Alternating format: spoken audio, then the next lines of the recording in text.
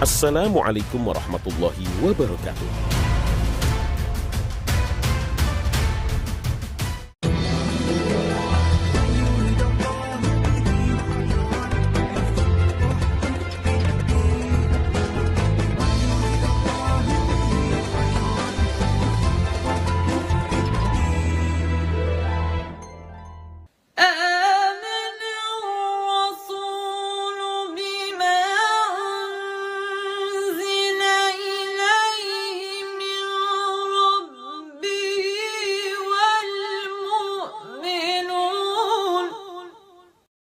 شهر رمضان الذي أنزل فيه القرآن هدى للناس وبينات من الهدى والفرقان.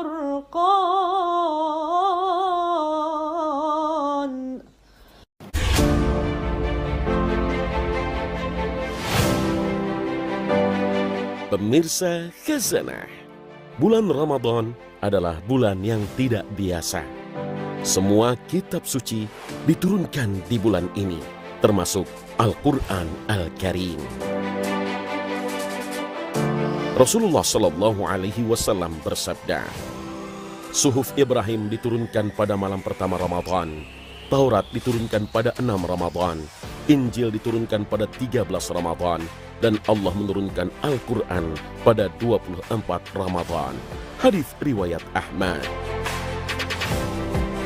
Akan tetapi pertanyaan yang kemudian muncul adalah, bagaimana mungkin Al-Quran turun di bulan Ramadan? Sementara Al-Quran itu turun kepada Nabi Muhammad SAW tidak sekaligus dalam satu kitab, tapi turun secara berangsur dan bertahap di berbagai kesempatan dalam hidup Nabi, bukan hanya di bulan Ramadan. Menurut tafsir para ulama, turunnya Al-Quran di bulan Ramadan itu memang Al-Quran secara utuh. Artinya, seluruh Al-Quran diturunkan di bulan Ramadan. Tapi yang perlu difahami berdasarkan ayat ini bahwa Al-Quran diturunkan secara utuh dari Lauhul Mahfuz ke Baitul Izzah di langit dunia pada bulan Ramadan. Tepatnya pada malam Lailatul Qadar. Sebagaimana firman Allah dalam surat Al-Qadar. Sesungguhnya kami telah menurunkannya Al-Quran pada malam kemuliaan Lailatul Qadar. Al-Quran surah Al-Qadar ayat 1.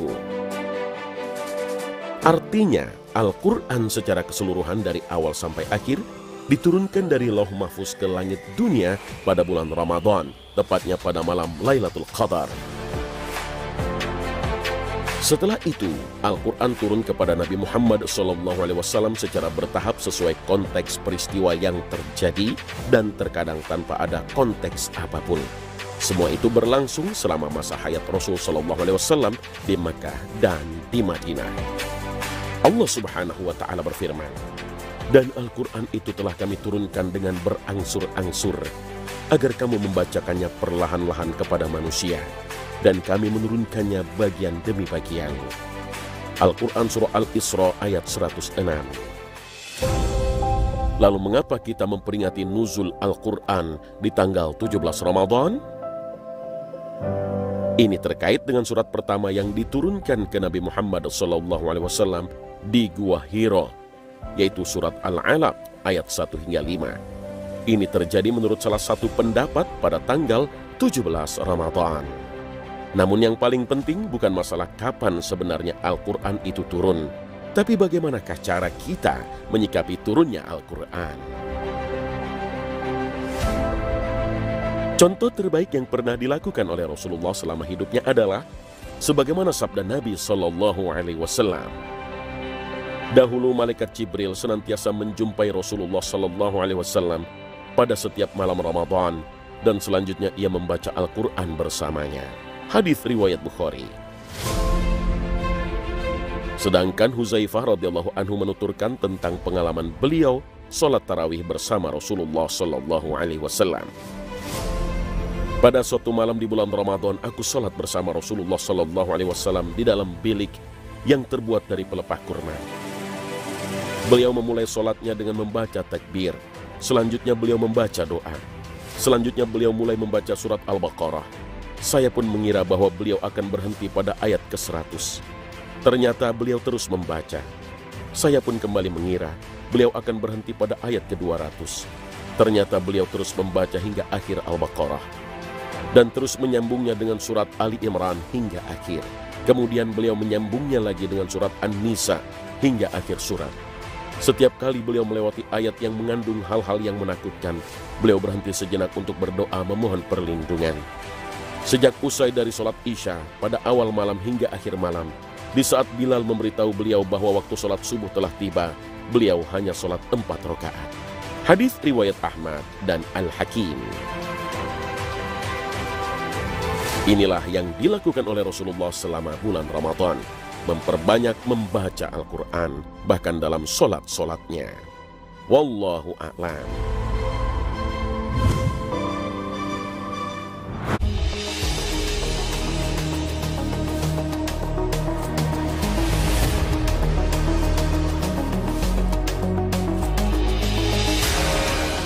Pemirsa Khazanah, bagaimana Allah Subhanahu wa Ta'ala menurunkan Al-Quran ke Nabi Muhammad SAW hingga ke umatnya?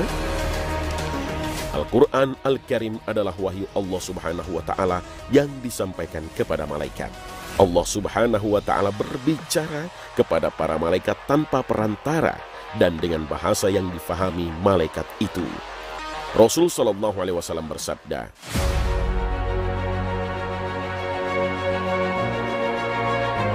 apabila Allah hendak memberikan wahyu mengenai sesuatu urusan, dia berbicara melalui wahyu. Maka langit pun bergetar dengan getaran, atau dia menyatakan dengan guncangan yang dahsyat karena takut kepada Allah Subhanahu wa Ta'ala. Ketika penghuni langit mendengarnya, mereka pingsan dan jatuh. Lalu bersujudlah kepada Allah. Yang pertama kali mengangkat kepalanya di antara mereka itu adalah malaikat Jibril. Lalu Allah menyampaikan wahyu kepada Jibril menurut apa yang dikehendakinya. Kemudian Jibril berjalan melintasi para malaikat. Setiap kali Jibril melalui satu langit, para malaikat bertanya kepada Jibril, apakah yang telah difirmankan oleh Tuhan kita, wahai Jibril? Jibril menjawab, dia mengatakan yang hak, dan dialah yang maha tinggi lagi maha besar. Para malaikat itu semuanya mengatakan seperti yang dikatakan oleh Jibril. Lalu Jibril menyampaikan wahyu itu seperti diperintahkan Allah Azza wa Jalla. Hadis riwayat Tabrani.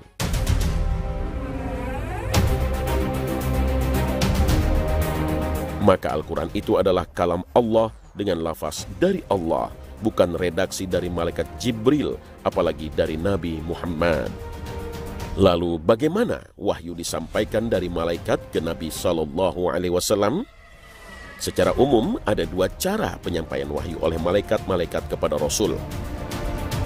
Pertama, malaikat Jibril menampakkan dirinya kepada Nabi SAW dalam wujud seorang laki-laki yang tidak dikenal mengucapkan kata-kata kepadanya sehingga beliau mengetahui dan hafal benar kata-kata itu. Cara ini meringankan Nabi SAW karena adanya kesesuaian antara pembicara dan pendengar. Beliau mendengarkan penyampai wahyu dengan senang dan tenang seperti orang yang berhadapan dengan saudaranya sendiri.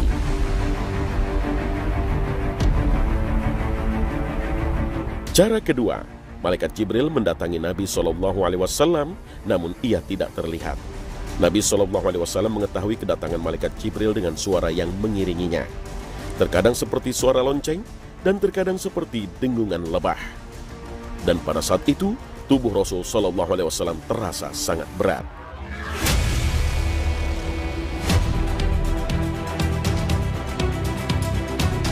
Zaid bin Sabit radhiyallahu anhu pernah menceritakan pengalamannya ketika wahyu turun kepada Nabi SAW. Zaid menuturkan, Allah Azza wa Jalla menurunkan wahyu kepada Rasulullah SAW. Saat itu paha beliau SAW sedang berada di atas pahaku. Tiba-tiba paha beliau menjadi berat menekanku sampai aku khawatir pahaku akan hancur. Hadis riwayat Bukhari. Setiap kali Nabi SAW mendapatkan wahyu, para sahabat berkumpul mengelilingi beliau. Mereka menanyakan wahyu yang turun tersebut dan kemudian mereka hafalkan. Cara para sahabat dalam menghafalkan wahyu yang turun ini dengan mengikuti bacaan Nabi Shallallahu Alaihi Wasallam. Nabi Shallallahu Alaihi Wasallam membacakan ayat demi ayat. Setelah cukup satu surat, Nabi Shallallahu Alaihi Wasallam lalu menamai surat itu serta menjelaskan urutan masing-masing ayat dan surat tersebut secara detail. Hal ini berlangsung selama Nabi Shallallahu Alaihi Wasallam hidup. Wallahu a'lam.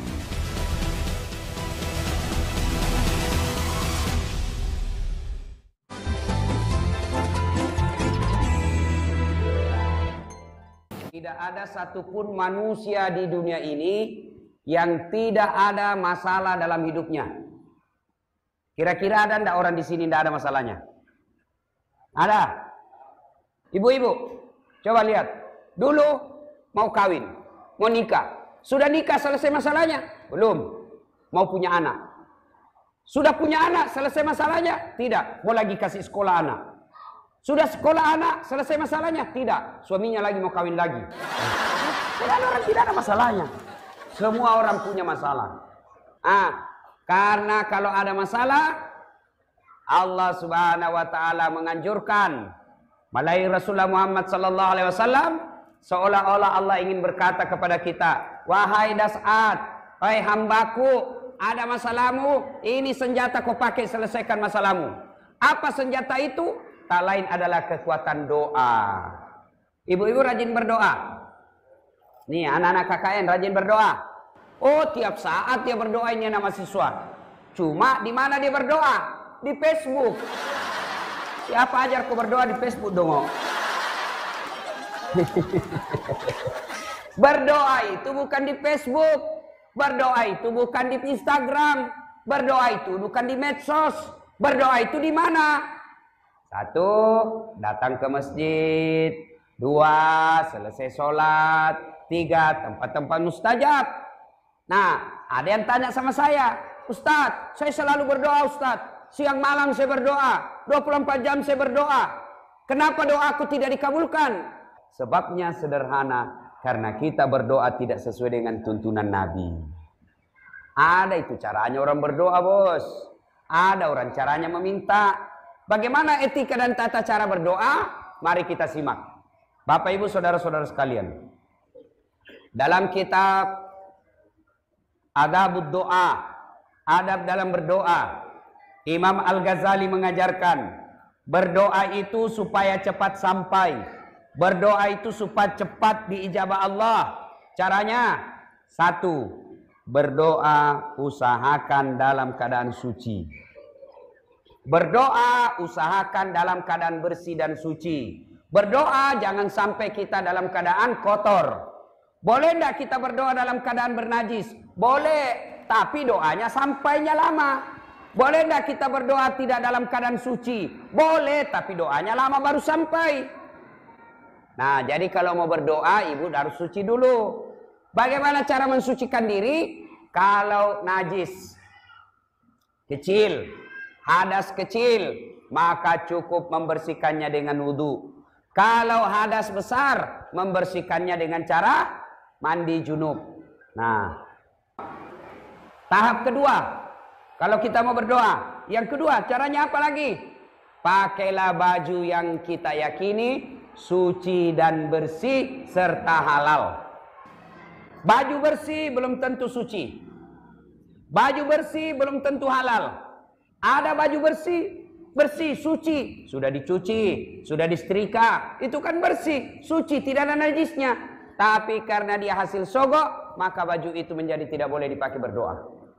Nah, berikutnya, selesai baju bersih, maka berikutnya lagi, sunnah ketika kita berdoa adalah menghadap kiblat. Ustadz, boleh berdoa membelakangi kiblat? Boleh. Boleh. Menghadap ke samping, boleh. Tapi mana yang sunnah, mana yang dianjurkan menghadap kiblat?